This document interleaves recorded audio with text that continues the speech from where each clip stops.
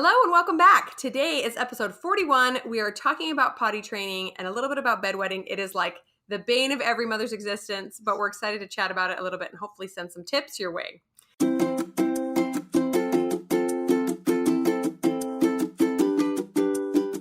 Hello and welcome to Outnumber the Podcast. I'm Bonnie. And I'm Audrey, and we're homeschooling moms to a combined total of 18 children. We know firsthand that motherhood is full of crazy chaos and overwhelming obligations, but it should also be full of love and laughter. Regardless of where you are on your journey, come join us as we work together to find joy in the chaos of motherhood. I really honestly believe it's one of the hardest parts of having young kids. What do you think, Audrey? Oh, no, I love the smell of eau de urine. I put it on for, perfume before I go out. Like what my laundry room has smelled like for the last 12 years. So gross. Okay, so we have a quick little humor segment for you guys. And it does happen to belong in this realm of potty talk. So one of my older kids, and I can't remember who it was, the first time, it's always a little bit surprising to them the first time they go number 2 on the toilet. And it's surprising for me too, because previously you've only seen it, smushed in a diaper. It's kind of gross. But the first time this kid got on the toilet and went number 2, he just started yelling from the bathroom, Mom, come look. So I run in and he goes, look, Mom, look, it's a giant snake. Of course, he meant snake. He had just released a giant snake in the toilet. He was so proud of himself, and I thought that was pretty darn funny. So you're right, it does look kind of like a snake. Now flush it. All right, that's pretty good. And I'm going to read a message that we got on Instagram as a review. And this one we got after our stay-at-home mom episode when I was talking about sitting there with my kid who was hacking at a piece of paper and pondering the meaning of life, basically. Yeah. So this sweet person left a message. It's from Our Sweet Home Song. And it says, teaching cutting pieces of paper means raising surgeons that might be the line between life and death. It means raising strong-fingered musicians that calm the world with heart-touching music. It means teaching the strong-armed kneaders making our nourishing breads. It means teaching the dexterity of woodworkers creating meaningful family heirlooms, the writers that write living books, and the artists that express their souls, the gardeners that tend to our food to feed human beings. Kid scissor wizards are needed. Audrey, thanks for taking the time to love and appreciate your little ones so well.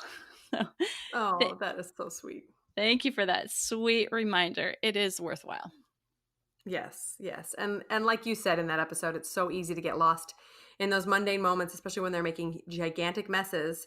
But to have that, end of days perspective where we're looking and thinking, what skills am I teaching my child? This is something they will need as an adult, and it's going to make them this wonderful human being. So I love that. So this episode, we're going to talk predominantly about potty training because it is such a stressful situation sometimes for moms and kids alike. But we will also address bedwetting just a little bit at the end because it is related, but it is kind of a beast of its own right. So if you're looking for that, wait to the end. Yeah, exactly. So there's lots of stress and emotions regarding potty training because, well, it's dirty, right? Yes. Nobody likes it. Mm-hmm. Yeah. And so there's kind of this negative package that comes with potty training and bathroom talk and potty words and poop and all that. So that is one thing that kind of adds stress to the whole potty training situation. And because the older they get, kind of the grosser it gets.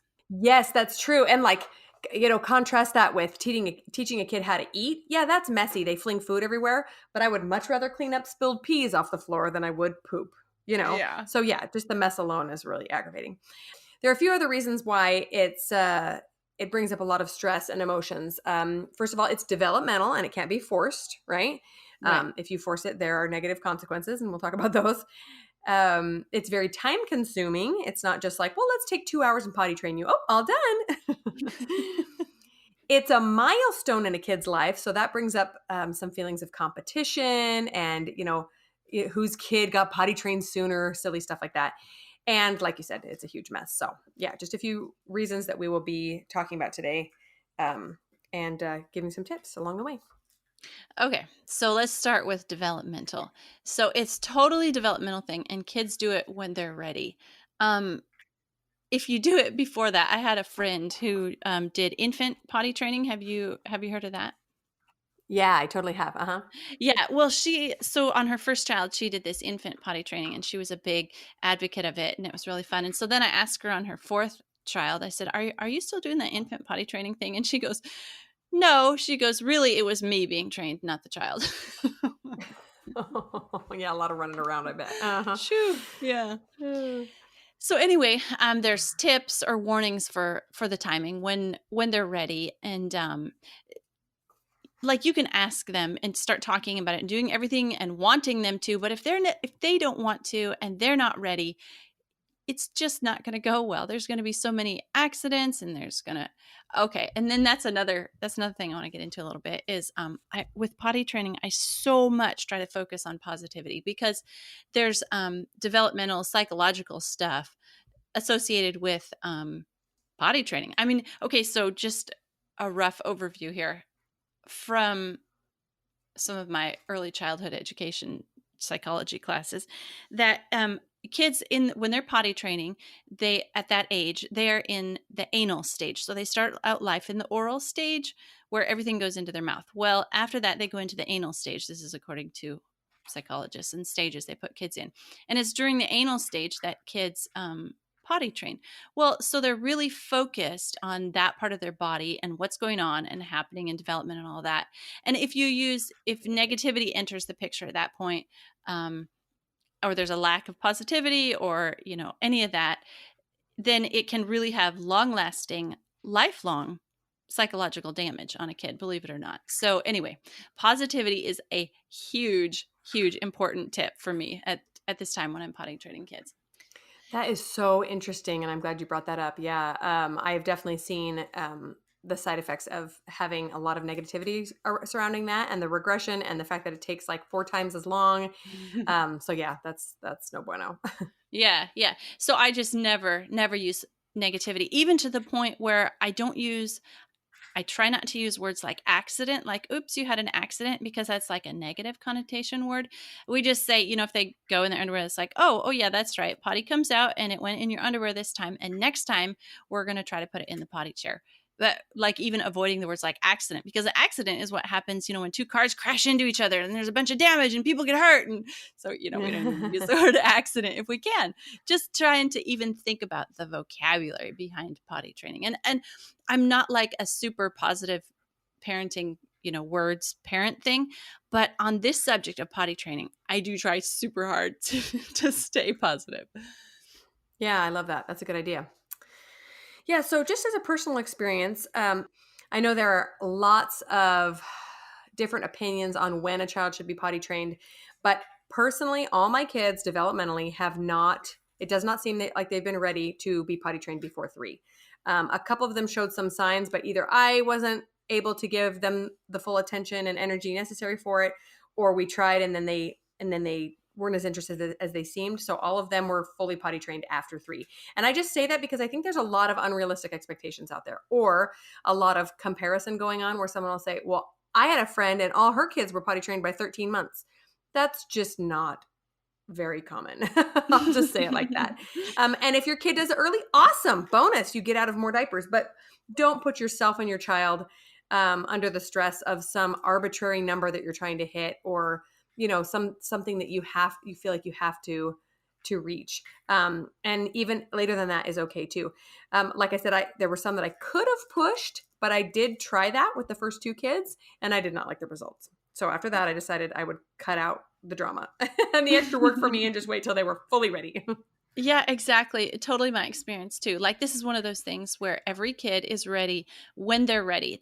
And you can't make them ready before or after that. It's just a time when they're ready. And so one of my kids was only one of my kids potty trained at 18 months. It was my third. She looked at her first and second, her older siblings, and she said, they don't wear diapers. I don't want to wear a diaper. And she took it off and she was trained. Just boom. Like she made the decision. She Awesome. was ready. But that was my only one out of 9 kids. Well, okay, the baby's 6 months old. So we're out of 8 kids. None of them have trained before 2, and usually closer to 3, and just when they're ready. And we do it child-led too, because when you do child-led training, your kid can potty train in a week or 2, day, night, everything. But if you do it before that, it's going to take months and months and months. Oh, and my kids were even later at nighttime. Like they might have been daytime trained earlier than they were nighttime trained for many of my kids. So that's a thing too. Yeah, actually, we'll talk about that a little bit more as well later. Yeah. But there was really only one of my children who was potty trained at nighttime at the same time he was during the day. So not uncommon at all for that nighttime to take a lot longer. Yeah. And you made a good point about the communication that your 18-month-old was old enough to say, "I don't want to do diapers anymore. I'm ready for the potty." Yeah. That's pretty exceptional too. Like not a lot of kids can communicate that much. And I'll just say as another note of warning, if your child cannot clearly communicate that it's time to go to the bathroom and and the logistics of getting there and all these other things, chances are good he's not going to be ready because it's just too hard to anticipate the needs and you know what I'm saying, like Yeah. and like you say, when it's mother-led weaning, it's just so much more work for you. Yeah. Not And on weaning, the sorry. Mother-led training. yeah. And on the flip side, just because they can communicate about it doesn't mean they're ready. Like my 2-year-old, 2.5-year-old, and I have been having conversations every time I change her diaper. Hey, if you put this potty or this poop in the potty chair, then I could blah blah blah. And we talk through some advantages, and she'll say, I'm not ready, or I go later. Right now I wear diapers, and she's telling me, she's communicating to me that she's not ready yet. And I'm like, okay, then we're not ready yet. Yeah. Yeah. Perfect. Yeah, exactly. And because she's at a point where she can communicate, you guys can have that conversation instead of you Yeah. forcing, because if a kid takes later to say a full sentence like that, then, you might be tempted to push him into something you don't know he doesn't want to do, Yeah. anyway. So yeah, good point. And another concept I want to bring up here is the concept of control. So for toddlers, developmentally, they're learning to exert control over their environment, right? Babies can't control much. They look to mom and dad for all their care. But as soon as kids turn 2 and 3, they think, wait a minute, sometimes I can control my circumstances, right? Yeah. Mom says go to bed, and if I throw a giant fit, sometimes she'll read me another book. And they're starting to make these connections that my behavior can sometimes change the outcome. And so it's a very interesting time to potty train because sometimes they decide that they want to exert control over that aspect of their life. And if you choose to make it a fight, then they're going to choose to do the opposite of what you ask because they can, because it's something Oh that they yeah. can finally control. Yeah. And so like you say, focusing on the positive, I try to focus on diffusing the power, right? Making a very neutral situation. Like, oh, you don't want to go? Okay, whatever. Even if it is important to me, we're about to Yeah. get in the car and I know the kid's going to have an accident, I just let it be. And I bring a diaper because I know it's going to Yeah. happen. And, because the fighting, it's just a downward spiral. Yeah. Yeah. You've heard horror stories about, the kids smearing poop on the wall and all that. That is totally part of that anal stage control thing. Just exactly what you're talking about. It's their way of control. Yes, yes, yes. True. Okay, so moving on to number 2, we're going to talk a little bit about the time that it takes. So I will start this by saying it is not great to start potty training right before, during, or after a big life transition or what we like to call a survival time, like in episode 20. Okay, so when there's a new baby coming, when there's a move pending, when all the siblings are starting school, when mom or dad is starting a job, anything that is going to seriously alter your child's life, positively or negatively, is not a great time to start potty training because it is such a time consuming thing and it requires a lot of mental and emotional effort. It's a great time to start only when life is very calm. Yeah. Yeah, and if they are trained and you go through one of those major life changes within a few months later, there will be some regression most likely. And I Hmm. think we're going to talk Hmm. about this a little bit later, but yeah, anyway. Okay, so tips for tackling it in a timely manner. We start talking about it a long time before they're ready, before they start doing it. But we don't ever push, or we'll become the one that's trained, not them. Yeah. Um, Trained to take them to the potty, trained to ask them, trained to all do Hmm. that and all that instead of them being the one trained to, take care of their own potty. Um, so anyway, the potty talk that we start talking about, oh, look, did you notice that everybody in the family goes to the bathroom on the potty chair? And then we go through all the names of everybody in the family. Mommy sits on the potty chair and daddy sits on the potty chair. We go through everybody and, oh yeah, that's cool. And they're like, looking around and they're like becoming aware. Oh yeah, I'm the only one wearing a diaper, or just me and the baby wear a diaper, and then we start talking about, we just talk about it all the time. And if they're not ready, they're not ready. But it's a good way to start introducing the idea of it. Yeah. So a quick tip about planning and the time that we set aside for it is in our family, we kind of like to do the 3 days of nakedness approach. And so that how that works is we pick a time. Well, here in Phoenix, that can happen pretty much any time of year. But for those of you in more extreme climates, you might have to pick a time of year where it's okay for a child to run around naked around the house for a couple of days or even in the yard. We have no plans and no clothes for those 3 days. Obviously, just the toddler, not me. But point being that underwear and shorts and those sorts of things can get in the way of a child understanding their need to use the bathroom. And so this is one of the quickest methods I've found for teaching a child to go in the bathroom. If I'm sure they're ready and they've been asking for it, sometimes we'll just say, all right, we're not going anywhere for 3 days. Take your clothes off and you tell me when it's time to go and I'll help you get there and make it happen. And it usually happens fairly quickly if we do that. So that's kind of a tip from us. And once again, keep it positive and be willing to give up if it does not work in a timely fashion. Yeah. Sometimes if we beat a dead horse into the ground, it's like, we're all exhausted. We're all tired of it. We don't want to do it anymore. Just give up. You can approach it later. Not a big deal. They're not going to go to college in a diaper. My favorite tip. I love that. Okay.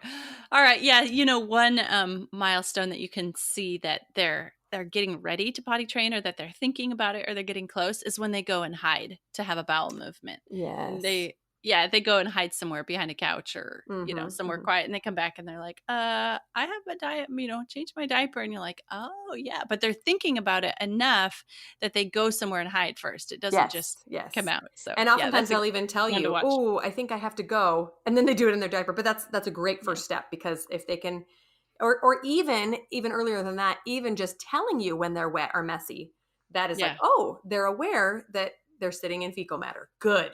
We want to get to where we're not doing that. That's great. That's a good step forward. Yeah. So because it's a developmental milestone, it means that a lot of it is out of our control. So when we start noticing these signs that they might be ready, what we do is we offer incentives, like, I'll give you okay, so we just did our episode on, food, and I said that we don't like to use sugar, but when you don't, Except when your for kids potty don't ever training. get sugar, I know, when your kids don't ever get sugar, it's a great incentive. So I'll give you a chocolate chip every time you go potty on the potty chair. And they're like, what? Whoa. Or, we'll go down to the store and we'll buy you special big girl panties. And then, they get to pick them out and they get to wear this special, Mickey Mouse underwear or whatever floats their boat, superhero or whatever. And they're like, oh, wow. I've got these special clothes that I'm going to get to wear as soon as I can go potty on the potty chair. So, we just offer little incentives, that we talk about before they're even ready, before they even go the first time. It's just part of the conversation that we start. Yeah. Yeah. The new underwear is a great tip. And what we found is that when you have the big discussion, you lead up to it, you go out and you buy them together, and it's like this fun little ritual. And then you go home and you try them. And oftentimes you'll find when you first put underwear on them, for the first little while, that they still don't get it, right? And that's okay. But that's actually a great time to give them a little pause. Just say, okay, well, these special underwear have to stay dry and they have to stay clean. So let's wear a diaper for the next couple of days until you think you're ready again. And we'll try again.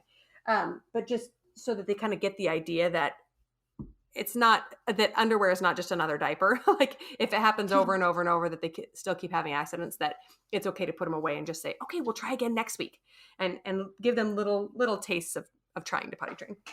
Yeah, I think kids in cloth diapers actually potty train a little earlier than disposable diapers because they can feel it, the wetness. Whereas, disposable diapers are made to wick it away from them, Yes, that's true. and they don't feel it as soon. That's true. And if cloth diapers just in general feel a little bit more like underwear, so it's probably an easier Mhm. transition. Okay, so in my experience, between 2 to 3 years of age is the prime time. But oftentimes, like I said, again, just my personal experience, closer to 3 tends to be more realistic for my kids if I'm taking a laid back approach, if I'm not the one being trained, like you say, if I'm letting my kid take the reins. Again, totally personal and different experiences for every child, and for every household, depending on how you want to approach it. But like you said, a kid should show lots of signs, maybe trying to remove their diaper, talking about being wet or dirty, um, especially interested in parents or siblings going to the bathroom, interested in wearing underwear themselves. And I will put in a plug for preschool right here. If you're planning on sending a kid to preschool, that can be a great motivator because they go at 3. And if a kid is not showing a lot of signs and it's getting closer to preschool time, that's something you can bring up and say, I really want you to be able to go to school. Won't that be so exciting? And, you talk about it and maybe you go drive by or whatever. But you know that they don't let kids in diapers come to preschool. Did you know that? And actually, funny mom fail story here. I had signed my oldest up for preschool and back when we were going to go to school. And he was potty trained for number 1, but not number 2. And so I actually sent him in a pull up because I really want him to go, and he wasn't ready. Isn't that terrible? But I did give him a little bit of a talking to beforehand. If you poop that pull up in preschool, they will send you home. And he never did. So I'm sure the teacher loved that. But yeah, preschool's a Uh, great motivator. all right, and as you said, bowel movements usually happen later. It's not uncommon for a kid to be pee trained for a while, and then also night training happens later. That is just pretty common, where they're not awake, so they're not used to holding it yet, or they just don't have that level of control yet. So night training happens later. We do have some tips a little bit later on for helping them with night training and some resources and stuff. But anyway, just be aware that doesn't usually all happen at once. Um, some of my kids it has, but it's not the most common way that it happens. Right. Okay, so one thing that has kept some of my kids from training later is fear of falling in the big toilet. Yeah, they just are so afraid of falling, their tiny little butt Yeah, they can dipping down fall there in the in. You water. and I Yeah. can't, but they really can. And so if you pick up on that being a fear for your kid, get one of the little child-sized potties. In fact, I've got a really cute one linked in the show notes that it looks just like the big toilet, but it's little tiny kid size. Oh, and you know what? In our old house, we had a toilet seat that had a kid-sized seat built in. There was the adult one, and then on top you could flip down a smaller one built into the seat. So I don't know. I'll have to look and see if I can find a link to that. We'll include that as well. It was Oh, really that's awesome. cool. Yeah. Yeah, that's cool. I linked to one for that is another part of potty training is when you leave home, they have to come to the realization that did you know that when we go to Walmart, they have potty chairs there and you can go there Yeah. too, and they're like, "Whoa, Yeah. really?" And every place you go, they have to go to the bathroom, not because they have to go to the bathroom, but because they want to see that there's a bathroom there too. Yeah. Yeah. And so I linked in the show notes, I linked a really cool portable travel folding potty seat. And then it comes with some disposable covers. So you can take it with you because if they have that fear of falling in thing, it makes it their size too. A few of my children have been afraid of the flushing noise and they don't want me to flush until they go out or something. So just be aware that some kids that might be kind of scary to them too. In fact, because they're in the anal stage, there's a lot of fear for some of them about anything that has to do with this area of their body. Yeah. Yeah. True. And my final note here is on boys. So them learning to stand up to pee. Like, do they do that? Like, if you're potty training them 3 days naked outside, obviously, they're not sitting down anywhere to pee, but they have to do that to poop. So then it's just kind of something that girls don't have to go through when they're training is to, decide, do I stand up or sit down this time? No, girls just sit down. Yeah. Yeah. Yeah. Yeah. My sister has always taught her boys to pee and poop sitting down. And then as they get older, if they want to stand up, especially out in public, that's fine. But it really is easier for the little ones, especially when they're so short that they can't even reach the toilet if they stand up. It's just easier to sit down. But obviously, the dads often have a say in that as well. Some dads have a problem with boys sitting down to pee. I don't know, whatever. But so sometimes you might want to bring dad in on that. Yeah, well, there's a school of thought with that as far as the whole psychology behind making a boy sit or, whatever. You can look it up if you're interested. Okay, so like I mentioned, there is that motivation of preschool to help a kid a little bit. But that being said, there is, like we said, there is a possibility of pushing your kid to do it too soon when they're not ready because there's this impending exciting thing they want to go and do. Okay, so we're going to talk just a little bit about the competition that exists surrounding potty training. I do not know why this is, but it is one of those things that is an intense discussion and pain point in the mommy wars. People, I don't know, we're looking for things to talk about at the park while our kids play. Oh, and when did he potty train? And all of a sudden it's like, oh, 2.5, really? Well, Johnny potty trained at 1 3/4. It's like, come on, moms. Come on. We know better than this. It is not a competition. It does not mean your kid is smarter. It does not. It does not mean your kid is more advanced developmentally. It really doesn't. It just means he's different. And so I have to put that out there because we all go through it. I know we do. And I think you and I probably just kept having kids. And so we finally got over it. But like, I think we just do ourselves and our kids a disservice by turning it into some sort of a competition and something that Yeah. really matters, because it really doesn't matter. Right. And even within a family, you don't want to make it a competition. Oh, your brother was already potty trained at your age, so you must be stupid because you're not potty trained and he was at your age, or something like that. Right, Just right. don't go there. Don't go there. Exactly. Yeah. And as a side note, pushing them when they're not ready or creating unnecessary drama or work for yourself or the kid can harm your relationship with your child and can cause future issues for him surrounding the potty. That's something he's going to have to do multiple times a day for the rest of his life. Let's not add any emotional baggage to it, right? Absolutely. Yep. So have the confidence to let your child take it at their own pace. Just confidence in your own mothering ability. You're not less of a parent if your child is not potty trained by X age. You're not. You're just not. Your child is not less of a child if they're not potty trained by X age.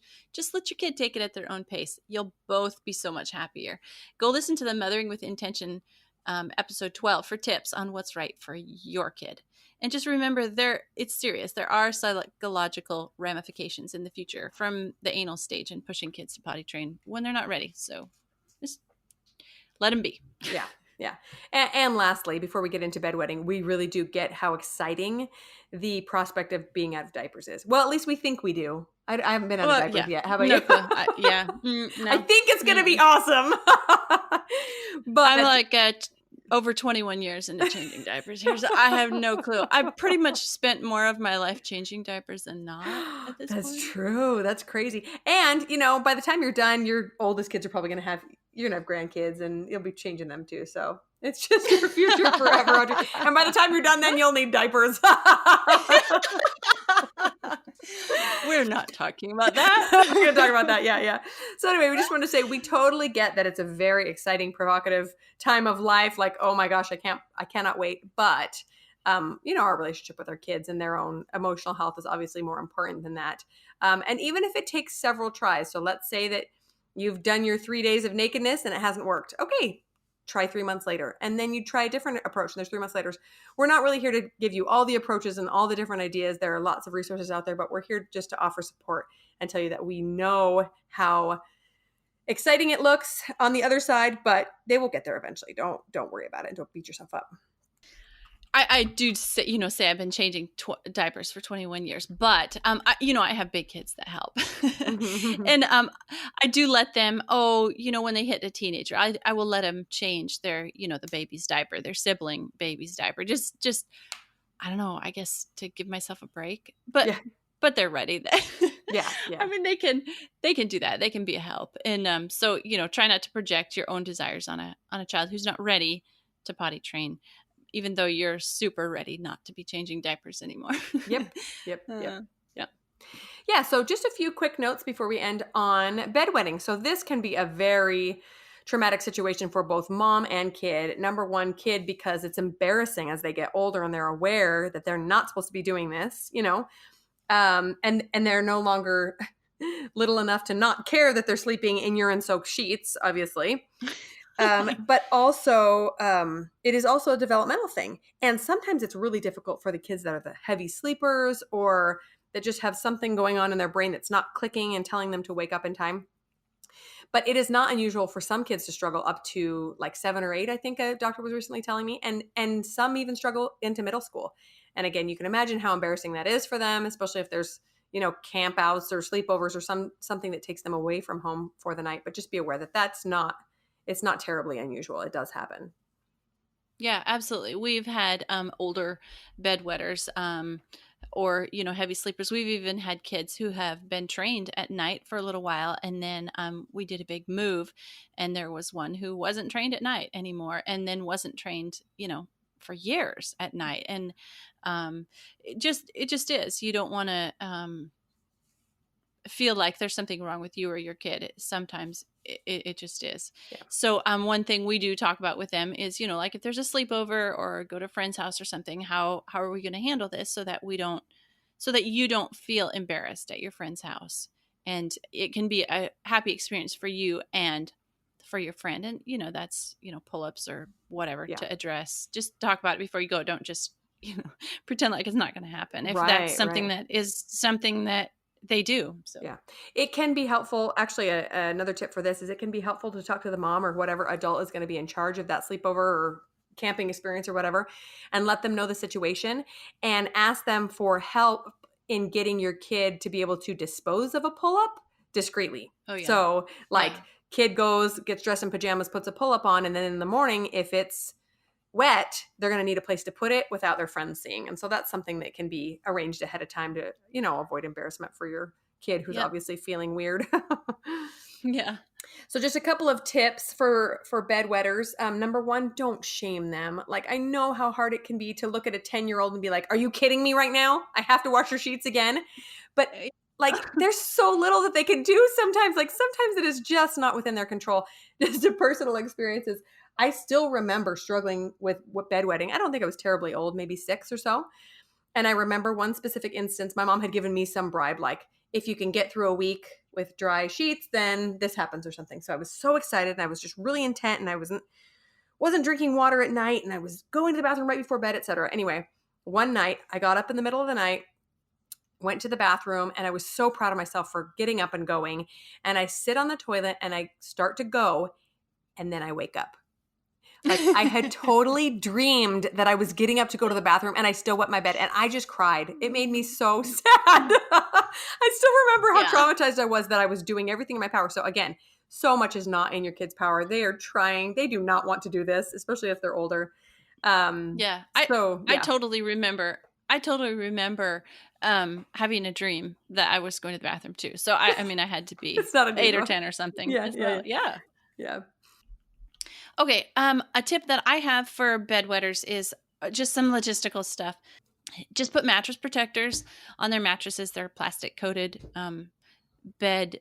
I think they're pretty standard. You can go down to whatever Walmart or order them off of Amazon. Get a mattress protector. They make big size pull ups. Limit drinks after supper. And then one thing that really did help us when we had one kid that was wetting the bed quite late, actually two, is we got them a calcium, magnesium, zinc supplement, a liquid supplement, and would give that to them. And somehow that combination really helped them. I think it was the magnesium in there, but in that supplement, they're in the proper ratios to each other. And sometimes an older kid that's bedwetting will have a magnesium deficiency, and this will help them a lot. So you can try it. If it doesn't work, it doesn't work. But if your kid has one of these that they're not getting in the proper proportions, then that also could be the nighttime bedwetting on an older kid. So you can check out the one. I've linked it in the show notes. Okay, cool. Yeah, and a couple of recommendations I have. There is a set of pajamas called pajamas. Pretty fun. No way. Yeah, that's actually basically like a basic set of cotton pajamas, like long john pajamas, but it actually has almost like a built-in cloth diaper in the bottoms. So it's totally invisible. No one can even tell that a kid is wearing it, but it will catch a large portion of urine if they wet at night and save you a lot of sheet drama. So we will put a link for that. And another tip is if you guys are aware of or have ever seen Betty's bedding, we'll link to them as well. So basically the bedding is all in one. You fit it over the mattress like a fitted sheet and then just zip the blanket off. So it's not like a fitted sheet, a flat sheet, and a blanket that has to be tucked in or whatever. So they're really, really awesome for kids to make their beds anyway, and much Oh easier to yeah. wash if a kid has an accident. So we'll link to those as well. I'm obsessed with them. They're so cool. Okay, yeah, that does sound like, like maybe my kids would actually make their beds. Yeah, right? Okay, and the final tip is just relax. It won't last forever. They won't be wetting their bed in college, right? And your stress about it won't help them. Mention it to your doctor, your care provider if you're concerned. But it's very common for kids, any kids, and then especially common for kids who have other developmental delays. I believe we were talking about this a little bit in episode 36 with Melissa Esplin. Yeah. And yeah, it's just part of life. Like you said, you have to do it multiple times a day, every day. Yeah. So Crap happens. Thanks so much for tuning in. If you've enjoyed this episode, we'd be so grateful if you'd leave us a written review on iTunes. If you have any questions or ideas for future episodes, you can reach us at outnumberthepodcast@gmail.com and find us on Instagram at outnumberthepodcast. See you next week.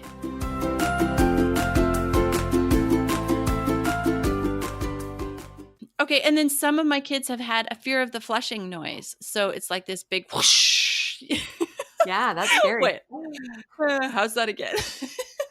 Do it again. Do it again. I can't believe I just made that noise. Okay.